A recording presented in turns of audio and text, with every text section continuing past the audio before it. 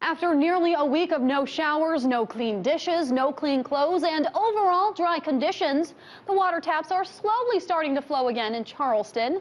The West Virginia American Water Company has been notifying customers on a county-by-county basis that they can safely use tap water once again. After, of course, they flushed their system of potentially contaminated water left sitting in the pipes in the wake of a historic water ban in the state.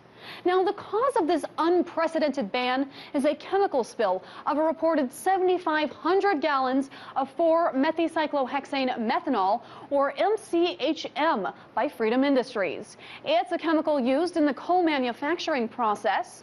Freedom Industries has not spoken with the media nor released a press statement since the press conference on Friday evening. Take a look at this map. As of Tuesday morning, 35% of customers had their water working again, represented by all the areas you see here in blue. And all of this area you see here in red is where the ban is still in place. So quite a few people are still dealing with the aftermath of this chemical crisis, particularly those people in more rural, less affluent neighborhoods. Authorities are now turning their attention to the investigation into how this spill actually happened in the first place. An independent federal agency known as the U.S. Chemical Safety Board has deployed a team to the area to investigate the spill and has said this, quote, "Our goal is to find out what happened to allow a leak of such a magnitude to occur and to ensure that the proper safeguards are in place to prevent a similar incident from occurring." So now that the situation is starting to finally calm down, let's take a look at some of the numbers as a result of this leak.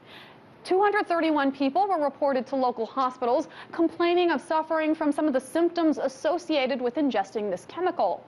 Of them, 14 people were admitted to the hospital to undergo evaluation and treatment. No word yet on how many of those people have been released. 60 pets were also reported sick. Local authorities say they found no fish or wildlife dead as a result of this spill, and that is because they say that this chemical is toxic, yes, but ultimately non-lethal. Meanwhile, at least 18 lawsuits have been filed against Freedom Industries and the West Virginia American Water Company as a result of this spill. None of them have been certified as of yet, and more lawsuits are expected to come in the future. Now, the downtown Charleston area and surrounding neighborhoods essentially became ghost towns in the wake of this chemical spill, and nearly every restaurant was forced to close from Thursday evening until Saturday, costing the businesses millions of dollars in lost revenue. Schools in 9 counties that were affected by this close. They remain closed in 4 counties as they wait for the system to be flushed before they return, leaving parents to either stay at home or look for a child care provider. Local business owners are now in the process of contacting their insurance companies to see if they are covered for this type of emergency. But even if they are, the compensation funds are still a ways out with the claims process. The overall economic and long-term health effects of this massive spill are still hazy at best. Residents are trying to get back to normal, but if one thing is certain, this story is far from over. In Washington, Megan Lopez, RT.